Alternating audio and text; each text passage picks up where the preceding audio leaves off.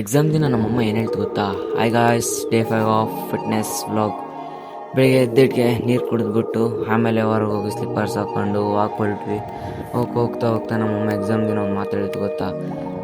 ಅವತ್ತು ಕನ್ನಡ ಪೇಪರ್ ಇತ್ತು. ನಮ್ಮಮ್ಮ ಹೊಸ ಟವಲ್ಲು, ಹೊಸ ಬಟ್ಟೆ, ಹೊಸ ಪೆನ್ನು ಎಲ್ಲ ತಂದಿತ್ತು. ಅದಕ್ಕೆ ನಾನು ನಮ್ಮಮ್ಮ ಏನು ಹೇಳ್ತು, ಹಳೆ ಟವಲ್ನ ಮೈಲೆ ಗುಡಿಯೋಕೆ ಹಾಕಿ ಹೊಸ ಟವಲ್ ತಗೊಳಪ್ಪ ಅಂತಂದು. ಸರಿ ಆಯಿತು, ಓಕೆ ಅಂತೇಳಿ ಹಳೆ ಟವಲ್ನ ಮೈಲೆ ಗುಡಿಯೋಕೆ ಹಾಕ್ತೆ. ಮೈಲೆ ಗುಡಿ ಟಚ್ ಕೂಡ ಮಾಡಿಲ್ಲ ನಾನು, ಮೈಲೆ ಗುಡಿಯೋಕೆ ಎಸ್ತೆ. ಅವಾಗ ನಮ್ಮಮ್ಮ ಹೊಸ ಟವಲ್ ತಗೊಂತೀನಮ್ಮ ಅಂತ ಹೇಳಿದೆ. ಅದಕ್ಕೆ ಕೈ ತೊಗೊಂಡು ಟವಲ್ ತಗೊಳಪ್ಪ ಅಂದ್ಬಿಡ್ತು. ನಿನ್ನೆ ಪ್ಲೇಸ್ಗೆ ಹೋಗಿದ್ವಿ ನಾವು ಕೂಡ. ಆಮೇಲೆ ನಾನು ಊಟ ಮಾಡ್ಬೇಕಾದ್ರೂ ವ್ಲಾಗ್ ಹಿಡಿಯೋದಕ್ಕೆ, ಬೆಳಿಗ್ಗೆ ಎದ್ದೆಟ್ಟು ವ್ಲಾಗ್ ಹಿಡಿಯೋದಕ್ಕೆ ನಮ್ಮಮ್ಮ ಏನಂತ ಗೊತ್ತಾ?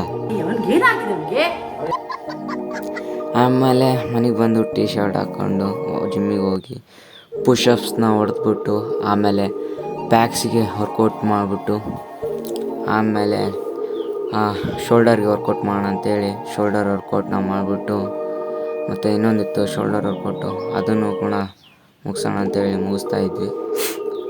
ಆಮೇಲೆ ಲೆಗ್ಸ್ ವರ್ಕೌಟ್ ಕೂಡ ಎರಡಿದ್ದು. ಒಂದು ಲೆಗ್ಸ್ ವರ್ಕೌಟ್ ಒಂದು ಮಾಡಿ ಆಮೇಲೆ ಇನ್ನೊಂದು ಮಾಡೋಣ ಅಂತೇಳಿ ಒಂದು ಸ್ಟೆಪ್ ಇತ್ತಿದ್ದು. ಒಂದು ಸತಿ ಹಿಂಗೆ ಬಂದು ಒಂದು ಸತಿ ಹಂಗೆ ಹೋಗ್ಬೇಕು. ಆಮೇಲೆ ಈ ಸ್ಟೆಪ್ನು ಕಂಪ್ಲೀಟ್ ಮಾಡೋಣ ಅಂತೇಳಿ ಕಂಪ್ಲೀಟ್ ಮಾಡ್ತಾಯಿದ್ವಿ. ಈ ಸ್ಟೆಪ್ ಕಂಪ್ಲೀಟ್ ಆದಮೇಲೆ ರೂಮಿಗೆ ಹೋಗಿ ನೀರು ಕುಡಿಯೋಣ ಅಂತೇಳಿ ರೂಮಿಗೆ ಹೋಗಾದ್ಮೇಲೆ ನೀರು ಕುಡಿತಾ ನಿಂತ್ಕೊಂಡೆ.